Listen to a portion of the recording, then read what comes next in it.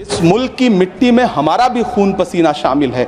हमसे इतनी भी क्या नफरत, रिश्तों की ये नाजुक डोरें तोड़ी थोड़ी जाती हैं, अपनी आंखें दुखती हो तो फोड़ी थोड़ी जाती हैं। जिस्म मिट जाने से इंसान नहीं मर जाते, धड़कने रुकने से अरमान नहीं मर जाते, सांसें थम जाने से ऐलान नहीं मर जाते। जिस्म की मौत कोई मौत नहीं होती है। वो जहर देता तो सबकी नजर में आ जाता, सो ये किया कि हमें वक्त पर दवाएं न दी। ये आंखें छीनती है और चश्मे दान करती है। वो अब तिजारती पहलू निकाल लेता है, मैं कुछ कहूं तो तराजू निकाल लेता है। मैं इसलिए भी तेरे फन की कद्र करता हूं तो झूठ बोल के आंसू निकाल लेता है। जो महाराष्ट्र में लोकसभा और विधानसभा के बीच में 40 लाख मतदाता बढ़ाए गए थे, अरे उन्हीं के लिए मनरेगा का थोड़ा सा बजट बढ़ा देते। क्या उसमें मनरेगा का एक भी मजदूर नहीं था 40 लाख लोगों में? सारे के सारे 12 लाख की छूट वाले से आगे के लोग थे। सभापति महोदय, कल जब वित्त मंत्री जी देश की संसद में भाषण दे रही थी तो वहां मुंबई में कोई गरीब इंसान जब अपनी जेब टटोल करके अपनी मोटरसाइकिल में 1 लीटर पेट्रोल भरवा रहा था तो उस पेट्रोल की कीमत थी 103 रुपया प्रति लीटर। आखिर इतना महंगा पेट्रोल डीजल खरीद के कौन संतुष्ट हो रहा है? इस देश के गरीब लोग या फिर सरकार के चहेते धन्ना सेठ? सभापति महोदय, वित्त मंत्री जी इस बजट को मध्यम वर्ग को संतुष्ट करने वाला बजट बता रही हैं। अरे मैडम, हम आप यहां पर बैठे रहते हैं और वहां बाहर इसी दिल्ली में 1 लीटर दूध, चाहे वो अमूल का हो या फिर मदर डेयरी का हो, उसकी कीमत 73 रुपए लीटर है। इतना महंगा बेच करके कौन संतुष्ट हो रहा है, गरीब जनता या आपके धन्ना सेठ दोस्त? सभापति महोदय, इस सरकार का बाजार और महंगाई पर कोई नियंत्रण नहीं रह गया है। चाहे देश में लहसुन 400 रुपए किलो बिक जाए, टमाटर 100 रुपए किलो बिक जाए, प्याज का दाम सुनकर आंखों में आंसू आ जाए, लेकिन वित्त मंत्री महोदया बजट में महंगाई का मां भी नहीं बोलती हैं। बच्चों की किताब और पेंसिल तक पर टैक्स लगाने वाले सरकार से मैं पूछना चाहता हूं कि आप मध्यम वर्ग का हितैषी बताते हैं, खुद को तो शर्म नहीं आती है? खुद को धार्मिक कहने वाली सरकार भगवान श्री कृष्ण के प्रिय खाद्य पदार्थों दही और मक्खन तक पर जीएसटी लगाती है और बात करती है मध्यम वर्ग की हिमायती होने की।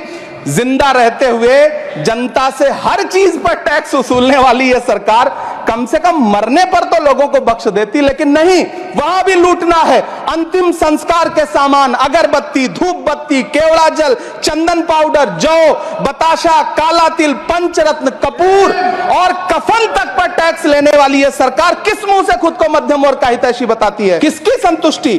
कदम कदम पर टैक्स देकर लूटने वाली जनता की, या फिर जनता से टैक्स वसूल करके धन्ना सेठों का खजाना भरने वाली सरकार की? किसकी संतुष्टि? सभापति महोदय, 18 अगस्त 2015 आरा का बिहार का ऐतिहासिक मैदान, सजा हुआ मंच, हजारों की भीड़ और सामने खड़े हुए देश के प्रधानमंत्री का भाषण। बिहार के भाइयों बहनों, आज मैं बिहार के लिए पैकेज की घोषणा कर रहा हूं। 50,000 करोड़ कर दूं कि ज्यादा कर दूं? अखिलेश भाई, 60,000 करोड़ कर दूं कि ज्यादा कर दूं? 70,000 करोड़ कर दूं कि ज्यादा कर दूं? 80,000 करोड़ कर दूं कि ज्यादा कर दूं? चलो, मैं बिहार को 1.25 लाख करोड़ का पैकेज दे रहा हूं। 10 साल हो गए सभापति महोदय, वही ढाक के 3 पात। बिहार आज भी विकास की बाट जो हो रहा है। भाषण आज भी प्रधानमंत्री जी के यूट्यूब चैनल पर सुना जा सकता है। जो झूठ बोल के करता है मुतमईन सबको, वो झूठ बोल के खुद मुतमईन नहीं होता। सभापति महोदय, ये तो राहुल जी का असर है। कौन सा शब्द सर, कौन सा शब्द? झूठ। ठीक है सर, मिथ्या बोल करके। जो मिथ्या बोल के करता है मुतमईन सबको, वो मिथ्या बोल के खुद मुतमईन नहीं होता। ये राहुल जी का असर है। जो मखाना बोर्ड की घोषणा हुई, अखिलेश जी आपको याद होगा, भारत जोड़ो न्याय यात्रा में 30 जनवरी 2024 को बिहार के रंगभूमि मैदान में राहुल गांधी जी का पूर्णिया में भाषण था और उसमें मखाना को लेकर उन्होंने आवाज उठाई थी। यह उनका असर है कि आपको मखाना बोर्ड बनाना पड़ा, वरना तो आप मैखाना बोर्ड बनाने वाले लोग हैं। सभापति महोदय, बिहार को झूठे पैकेज और चुनावी दिलासे देना बंद करिए। आज भी जब कोसी में बाढ़ आती है तो पूरा सीमांचल बर्बाद हो जाता है। मैंने उस तबाही को अपनी आंखों से देखा है। 2016-17 की बाढ़ में अपने इन्हीं हाथों से राहत सामग्री बांटी है मैंने। अगर सच में बिहार के लिए कुछ करना चाहते हैं तो बिहार को बाढ़ से बचाने का प्रबंध करिए। पूर्णिया एयरपोर्ट 10 साल से बाट जो रहा है, घोषणा 2014 में हुई, बन के आज तक तैयार नहीं हुआ। अलीगढ़ मुस्लिम विश्वविद्यालय का किशनगंज सेंटर बजट के अभाव में दम तोड़ता जा रहा है। मैंने पिछले बजट सत्र में भी आवाज उठाई थी, आज फिर वित्त मंत्री जी से अनुरोध करना चाहता हूं दामन फैला करके कि अलीगढ़ मुस्लिम विश्वविद्यालय का किशनगंज सेंटर बन जाने दीजिए। आखिर कौन सी नफरत है? ये मुल्क हमारा भी है, इस मुल्क की मिट्टी में हमारा भी खून पसीना शामिल है। हमसे इतनी भी क्या नफरत? रिश्तों की ये नाजुक डोरें तोड़ी थोड़ी जाती हैं, अपनी आंखें दुखती हो तो फोड़ी थोड़ी जाती हैं। सभापति महोदय, अल्पसंख्यक मंत्रालय का बजट काटकर मौलाना आजाद नेशनल फेलोशिप बंद कर देना, प्री मैट्रिक स्कॉलरशिप बंद कर देना, नई मंजिल योजना बंद करना, धरोहर योजना बंद करना। 2024-25 के बजट में माइनॉरिटी मिनिस्ट्री के लिए 3183 करोड़ रुपए की घोषणा हुई, लेकिन देश को हैरत होगी कि बाद में समीक्षा करके लगभग आधा कर दिया गया, 1868 करोड़ रुपए। मुझे सरकार से पूछना है कि कौन संतुष्ट हुआ? इस देश का अल्पसंख्यक संतुष्ट हुआ है या आप संतुष्ट हुए? किसका संतुष्टिकरण? सभापति महोदय, मैं प्रधानमंत्री जी से कहना चाहता हूं कि आप ही ने 1 मार्च 2018 को किंग अब्दुल्ला को, जॉर्डन के किंग अब्दुल्ला को मेहमान बना करके इसी दिल्ली में एक कॉन्फ्रेंस में कहा था कि मैं मुसलमानों के एक हाथ में कंप्यूटर और दूसरे हाथ में कुरान देना चाहता हूं। कंप्यूटर देने की बात तो छोड़िए, पढ़ाई के लिए जो स्कॉलरशिप मिल रही थी उसको भी छीन लिया आपने। किसको संतुष्ट करने के लिए? हम समझते हैं इस साजिश को। आप माइनॉरिटी मिनिस्ट्री का बजट काटते काटते एक दिन मिनिस्ट्री को ही बंद कर देना चाहते हैं। वो जहर देता तो सबकी नजर में आ जाता, सो ये किया कि हमें वक्त पर दवाएं न दी।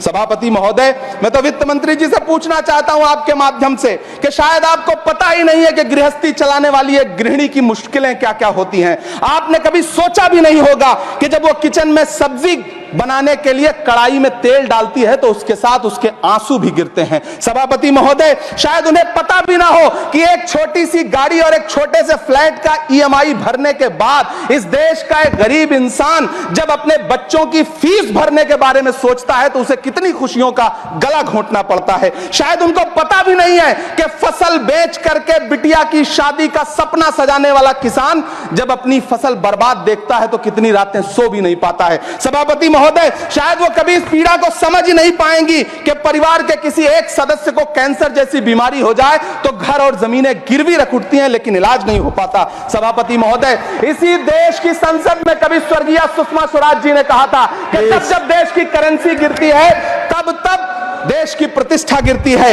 एक तरफ कोलंबिया जैसा छोटा सा देश और उसके प्रधानमंत्री गुस्तावो पेत्रो खड़े हैं जो कोलंबिया के नागरिकों को हथकड़ी लगाकर लाने वाले जहाज को अमेरिका बैरंग वापस लौटा दे रहे हैं, और दूसरी तरफ हमारे प्रधानमंत्री जी खड़े हैं जो बेड़ी और हथकड़ी लगा करके लाए गए बेटों के अपमान पर एक शब्द नहीं बोल रहे। सभापति महोदय, मैं इतिहास के पन्ने पलट रहा हूं, मुझे 2 किरदार याद आ रहे हैं। एक तरफ निक्सन के 7वें बेड़े की धमकियों के सामने लोहे की तरह अडिग इंदिरा गांधी खड़ी हैं, तो दूसरी तरफ खुद ही नमस्ते ट्रंप का नारा लगाते हुए प्रधानमंत्री जी खड़े हैं। मेरे कानों में सुषमा स्वराज जी की आवाज गूंज रही है।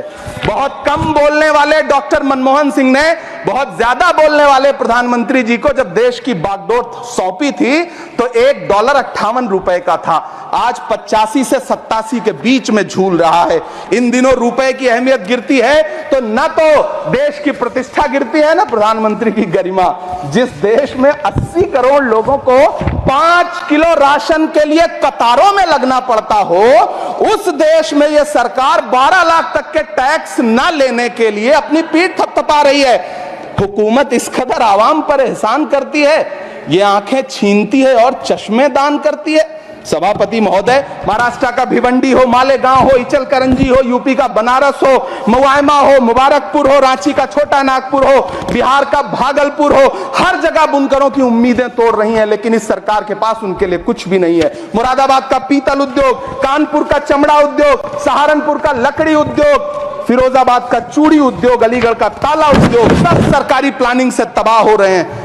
इन तमाम के बीच सरकारी सपोर्ट से बस एक उद्योग फल फूल रहा है, नोएडा का नफरत उद्योग। सभापति महोदय, जिस देश में 40 से 45% मेडिकल फैकल्टी की सीट खाली हो, वहां बजट में 75,000 नए मेडिकल सीट्स का ऐलान हो रहा है।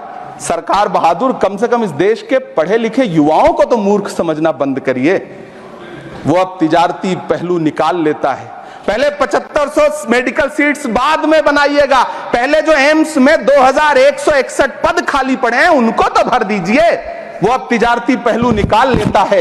मैं कुछ कहूं तो तराजू निकाल लेता है। मैं इसलिए भी तेरे फन की कद्र करता हूं तो झूठ बोल के आंसू निकाल लेता है। सभापति महोदय, फिर झूठ आया है, मैं उसे मिथ्या कर दे रहा हूं। शायरी में बार बार आ जाता है, क्या करूं महोदय? काश ये बजट, सभापति महोदय, वो एक शब्द मैं मिथ्या कर दे रहा हूं सर, वो एक शब्द को हटा दीजिए। ध्यान रखें, ऐसे जो भी शब्द होंगे आपके वहां। सभापति महोदय, काश ये बजट बीपीएससी के पेपर लीक की शिकायत करने वाले नौजवानों पर बरसती हुई पुलिस के लाठियों पे, जख्मों पर मरहम लगा पाता। सभापति महोदय, पिछले 80 दिन से 70 साल का एक बुजुर्ग एमएसपी की लीगल गारंटी मांगता हुआ आमरण अनशन पे बैठा हुआ है। काश ये बजट किसान नेता जगजीत डल्लेवाल की टूटती हुई सांसों की पीड़ा सुन पाता। काश ये बजट प्रतियोगी परीक्षाओं की तैयारी के लिए दिल्ली, कोटा, पटना, अहमदाबाद जैसे शहरों में, इलाहाबाद जैसे शहरों में किताबों के साथ गल रहे युवाओं के सपनों को जिंदगी दे पाता।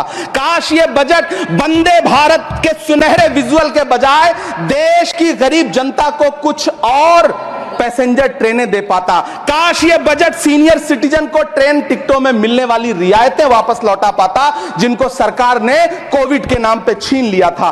काश ये बजट किसानों की राह में कीले नहीं बल्कि कालीन बिछाने वाला बन पाता। काश ये बजट सरकारी मालिकों को यह समझा पाता कि नेहरू को कोसने से अर्थव्यवस्था नहीं सुधरेगी, उसके लिए डॉक्टर मनमोहन सिंह साहब की अर्थ नीति अपनानी पड़ेगी।